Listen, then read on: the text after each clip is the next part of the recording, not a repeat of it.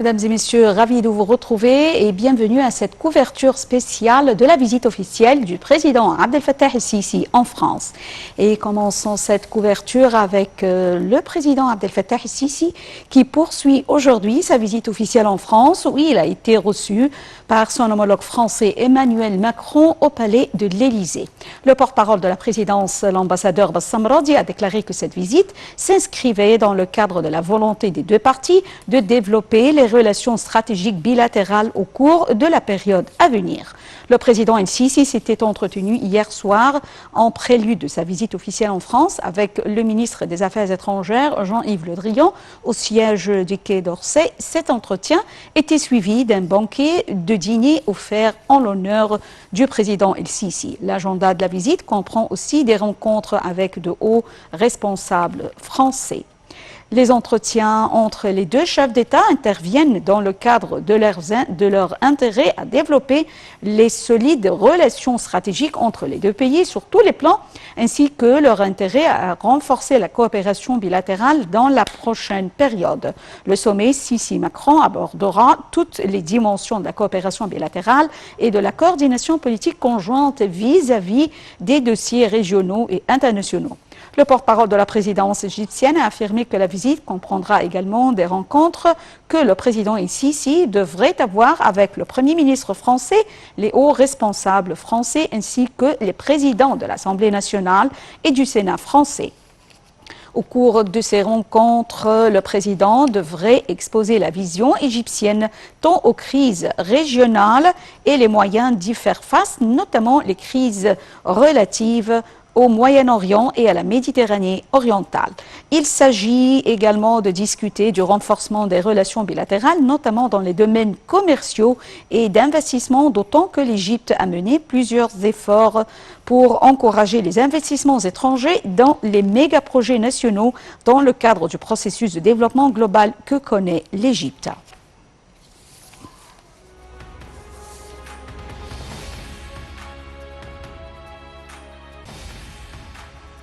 La visite du président français Emmanuel Macron pour l'Égypte en janvier 2019 a donné une impulsion aux relations bilatérales et a reflété la volonté de travailler conjointement sur les questions impérieuses comme l'on estime les analystes.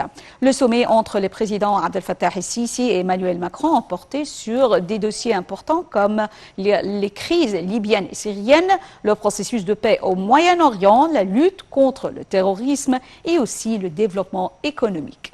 Un commentaire de Dalia Karam.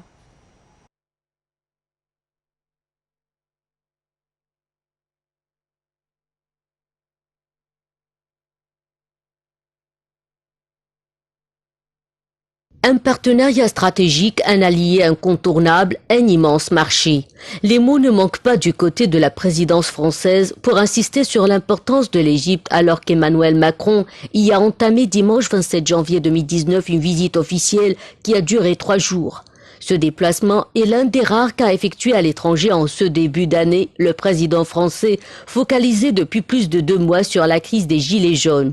Son maintien dans l'agenda témoigne de l'importance qu'accorde la France à l'Égypte, un pays de 100 millions d'habitants, absolument essentiel pour la sécurité et la stabilité du Moyen-Orient et de l'Europe, souligne l'Élysée. Paris y voit aussi un immense marché dont la France n'est que le 11e fournisseur. Une percée a toutefois été réalisée ces dernières années, en particulier dans l'armement avec 6 milliards d'euros de contrats depuis 2015.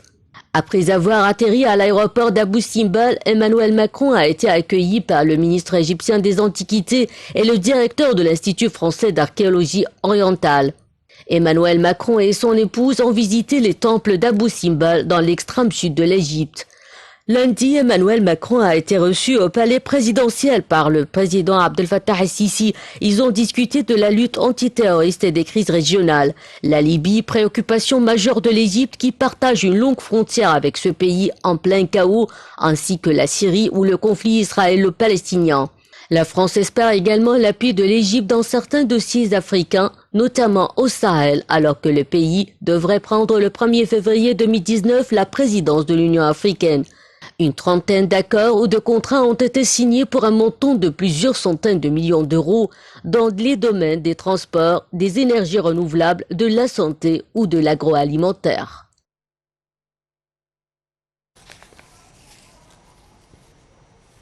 Retournons au studio et j'ai le plaisir d'avoir actuellement avec moi en ligne Madame Farida Choubechi, journaliste. Bonjour Madame Farida Choubechi. Bonjour à vous et à tous vos téléspectateurs. Bonjour, merci.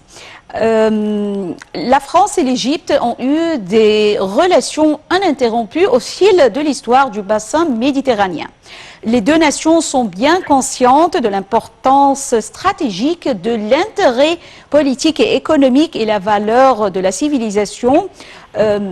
Comment voyez-vous, docteur Farida Choubechi, ces relations actuellement et comment les approfondir davantage? Bon, c'est-à-dire que la visite du président a pour but d'approfondir davantage les relations. Oui. Et aussi l'échange de points de vue, parce que c'est très important. C'est-à-dire que chacun peut voir un côté peut-être qui n'apparaissait pas avant, et donc améliorer la situation et améliorer le concept même du profondissement de la situation. Alors là, je crois que c'est une visite très importante parce que l'Égypte maintenant joue un rôle majeur dans le bassin méditerranéen et dans la patrie arabe et le tiers-monde et même au niveau international. La preuve, c'est que notre président reçoit beaucoup de contacts des grands de la terre entière, du globe, et là ils sont aussi, il y a une expérience qui est devenue un modèle, qui est devenue une référence, et tout ce qu'il a stigmatisé de terrorisme, sa conception prend toujours de l'ampleur et se vérifie par des faits même. C'est-à-dire qu'avant, il défendait les terroristes, soi-disant, sous la base soi-disant sous la liberté. Et là, ils ont vu que c'est pas une liberté, mais c'est un plan de sabotage. Et là, je crois que, et puis il y a aussi d'autres points communs entre l'Égypte et la France depuis très longtemps. Et actuellement, l'Égypte, quand elle achète des armes d'un pays comme la France, c'est pour le but de construire, pas de démolir. C'est-à-dire que c'est pour faire valoir le droit et le droit international. Alors là, et le droit international aussi, c'est-à-dire d'interdire des gens comme nous savons, comme par exemple le président turc, de faire ce qu'ils veulent aux dépens des autres pays, aux dépens de leur sécurité, de leur paix, de leur même d'avoir droit à leur richesse. Ils veulent tous s'accaparer de tout. Alors là, ils ont vu aussi maintenant, ça c'est ce que disait notre président depuis très longtemps, et chaque jour, le fait prouve qu'il avait raison, et c'est pour ça que il y a aussi, je crois que la rencontre d'aujourd'hui entre notre président et le président Emmanuel Macron, le président de la France, c'est quelque chose de bénéfique pour toute l'humanité. Oui. Docteur Farida Choubechi, journaliste, nous vous remercions infiniment pour ces explications. Merci et bonne journée. Et enchaînons avec vous cette édition, cette couverture spéciale. Alors, le porte-parole de la présidence, l'ambassadeur Bassam Radi, a souligné que le président Abdel Fattah el-Sisi s'est entretenu hier soir au début de sa visite officielle en France avec le ministre des Affaires étrangères Jean-Yves Le Drian au siège du Quai d'Orsay. Cet entretien est suivi d'un banquet de dîner offert en honneur du président el-Sisi. Le président a examiné avec M. Le Drian toutes les dimensions de coopération entre les deux pays, ainsi que les opportunités disponibles pour les compagnies françaises désireuses d'investir en Égypte. Ils ont également discuté de l'augmentation du taux des échanges commerciaux. Le président El-Sisi et son interlocuteur, qui ont aussi passé au crible plusieurs dossiers régionaux, ont affirmé une convergence des positions politiques des deux pays. Le président est accompagné dans sa visite à Paris est accompagné du ministre des Affaires étrangères Samer Choukri, de la ministre de la Coopération internationale Dr Rania Al-Mashrat, ainsi que du chef des services de renseignement Abbas Kamel.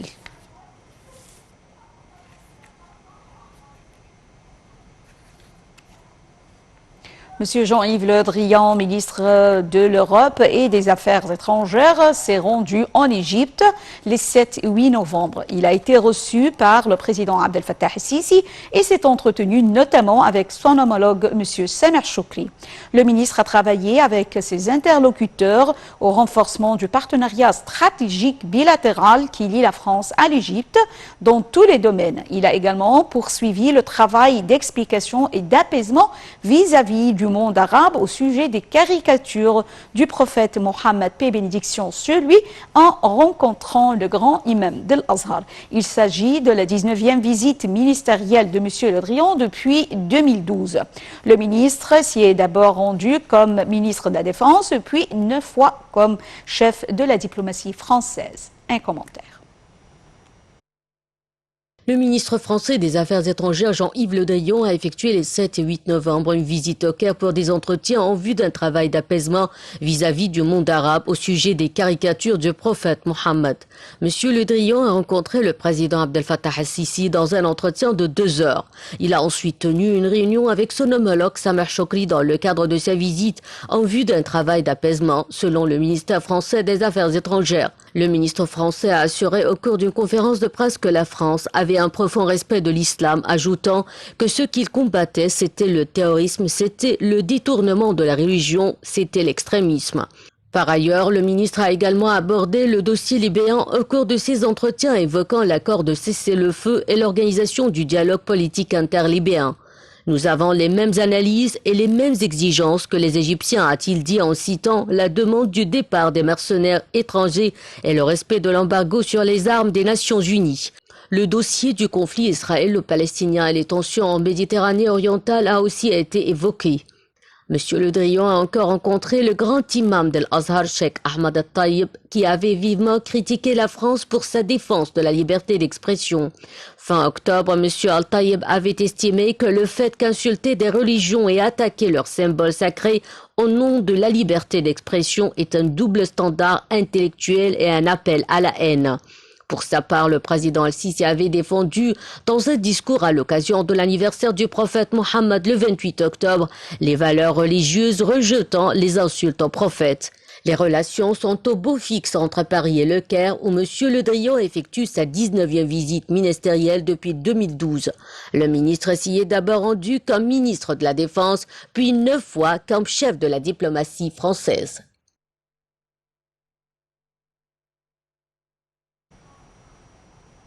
La France et l'Égypte entretiennent des relations militaires étroites reposant sur plusieurs accords bilatéraux. Les champs de coopération entre les deux pays sont diversifiés, exercices conjoints, armement, formation et échange. La planification de la coopération des différentes actions de coopération militaire et de défense s'effectue dans le cadre d'une réunion annuelle. Le plan annuel de coopération de défense entre l'Égypte et la France comporte aujourd'hui une centaine d'actions. Il englobe tous les aspects propres aux relations de défense, que ce soit en matière de formation et d'échange, d'exercice, d'équipement ou de dialogue stratégique. Initié lors de la signature des contrats majeurs d'armement signés en 2015 pour l'achat de Rafale, frégates, FRAM et Mistral, le développement accéléré de la coopération militaire franco-égyptienne s'est concrétisé en 2017 par la création des hauts comités militaires présidés par les chefs d'état-major des armées. Les forces armées françaises et égyptiennes organisent en commun un exercice annuel mené alternativement en France et en Égypte. Cléopatra met en œuvre les forces des différentes armées des deux pays. De nombreuses autres occasions d'échanges opérationnels et de rencontres privilégiées sont réalisées lors des escales des navires de la Marine nationale à Alexandrie et Port Safaga ou à l'occasion de leur transit à travers le canal de Suez. Les forces armées égyptiennes se sont dotées depuis le milieu des années 1970 de nombreux équipements d'origine française. Avions Mirage et Alpha G, hélicoptères Gazelle, matériel de transmission, et cela implique un dialogue permanent entre les deux pays en matière de technologie, de maintenance et de savoir-faire. Plus récemment, l'Égypte a engagé une modernisation conséquente de ses forces armées avec le soutien de la France dans le cadre du développement d'un partenariat stratégique. La France s'est engagée à fournir de nouveaux équipements, en particulier à la force aérienne, 24 Rafale, et à la marine 4 corvettes Go-Wind, une FREMM, 2 BPC. Chaque année, plusieurs officiers égyptiens sont admis à suivre des stages dans les différents centres militaires français de formation, à l'instar de l'école de guerre, du centre d'analyse et de simulation pour la préparation des opérations aériennes, des écoles d'application d'officiers, des stages au profit de pilotes de chasse et d'hélicoptères, des différents centres de formation et d'entraînement de la marine française ou encore des hôpitaux d'instruction des armées au profit du personnel médical. Les armées françaises apportent également une aide conséquente à l'enseignement du français en milieu militaire. Le domaine de la formation et de l'accompagnement des acquisitions d'armement constitue l'une des prérogatives suivies par la Direction de la coopération de sécurité et de défense du ministère des Affaires étrangères. Par ailleurs, de nombreuses visites croisées sont organisées chaque année sous l'impulsion des états-majors pour des échanges entre hautes autorités et pour partage d'expériences opérationnelles.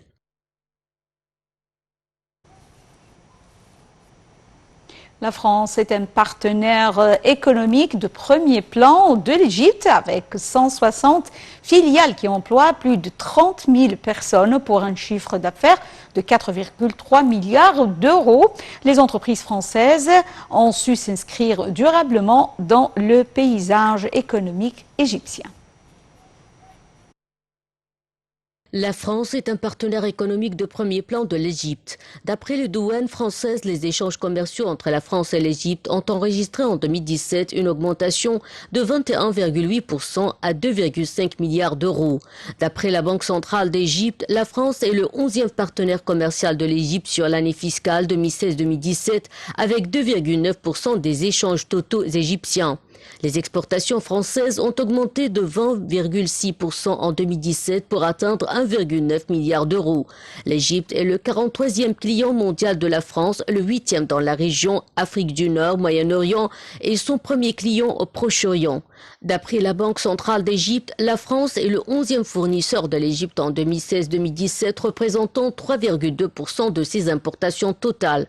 Les importations d'Égypte ont augmenté de 25,4% en 2017 à 617,3 millions d'euros. L'Égypte est le 63e fournisseur mondial de la France, le 11e de la région Afrique du Nord, Moyen-Orient et le 2e au Proche-Orient.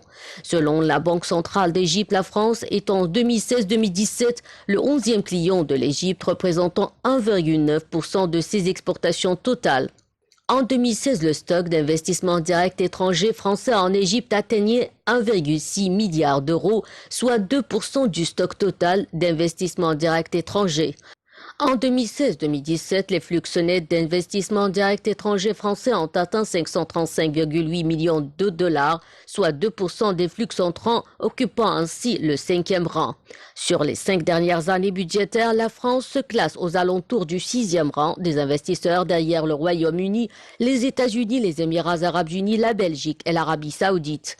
La présence économique française en Égypte, composée de 160 filiales qui emploient plus de 30 000 personnes, s'est également récemment renforcée. Les entreprises françaises bénéficient de positions fortes sur les secteurs porteurs de l'économie égyptienne. Industrie, agro-industrie, équipements électriques, pharmacie, distribution, exploitation d'hydrocarbures, tourisme et infrastructures. La signature de contrats emblématiques pour les entreprises françaises confirme régulièrement la qualité de la relation économique franco-égyptienne. Dans le secteur des transports, le métro du Caire est un projet phare de la coopération bilatérale avec une importante participation des entreprises françaises, notamment grâce à un soutien financier français exceptionnel, plus de 2 milliards d'euros de financement concessionnel depuis 1980. Alors, fin de cette couverture spéciale de la visite officielle du président Abdel Fattah el-Sisi en France, mais l'information se poursuit sur Nile TV avec le département anglais. Mais avant de vous quitter, je vous propose de suivre avec nous ce commentaire sur la coopération éducative et linguistique au centre de laquelle se trouve la francophonie et qui est l'un des secteurs prioritaires de la coopération égypto-française. Voyons ensemble. Au revoir. L'enseignement en langue française des programmes nationaux fait partie des traditions scolaires égyptiennes. Outre l'enseignement du français dès l'entrée à l'école, les disciplines non linguistiques comme les mathématiques, les sciences naturelles et physiques sont aussi enseignées en français dans les écoles bilingues égyptiennes. Pierre angulaire de la coopération éducative française, le réseau bilingue francophone égyptien compte 37 000 élèves répartis dans une cinquantaine d'écoles de la maternelle au baccalauréat égyptien et 1600 enseignants y enseignent en langue française. L'Institut français d'Égypte en particulier définit et met en œuvre les projets et les actions pour l'enseignement et la promotion de la langue française car il est garant du respect des règles de l'éducation nationale française fixées dans le cadre de l'homologation des établissements d'enseignement à programme français. Le réseau des écoles bilingues constitue ainsi un vivier pour les étudiants de l'Université française d'Égypte et des filières universitaires francophones d'Égypte. S'agissant de l'éducation supérieure, il est possible d'étudier et d'obtenir un diplôme français en Égypte. Fruit de la solide coopération universitaire entre l'Égypte et la France, il existe plusieurs filières francophones d'excellence en droit, économie, sciences politiques, commerce, gestion, ingénierie, architecture et langue, au Caire, à Alexandrie et à Mansoura. Les filières francophones représentent en Égypte près de 2500 étudiants et 150 missions d'enseignement par an. Dans ce cadre, la coopération française promeut l'enseignement supérieur francophone et la production de travaux de recherche scientifique en langue française. Elle vise aussi à encourager la mobilité étudiante entre la France et l'Égypte en proposant notamment des bourses d'études. Ainsi, le pôle de la coopération universitaire de l'Institut français d'Égypte organise notamment des salons de l'étudiant et un forum des masters afin de présenter les formations universitaires aux lycéens et étudiants égyptiens désireux de suivre des études en France. Le monde académique français entretient des relations privilégiées avec l'Égypte avec laquelle il partage une longue histoire scientifique commune. Dans ce cadre, le service de coopération et d'action culturelle de l'ambassade de France au Caire, main dans la main avec l'Institut français d'Égypte, favorise les synergies franco-égyptiennes au service des priorités scientifiques communes. De nombreuses possibilités sont offertes par le service de coopération et d'action culturelle, le CSAC, et l'Institut français d'Égypte pour développer des projets conjoints à des échanges d'experts entre les deux pays. En effet, plus de 400 publications et brevets communs sont produits chaque année, apportant ainsi une vraie contribution au savoir universel.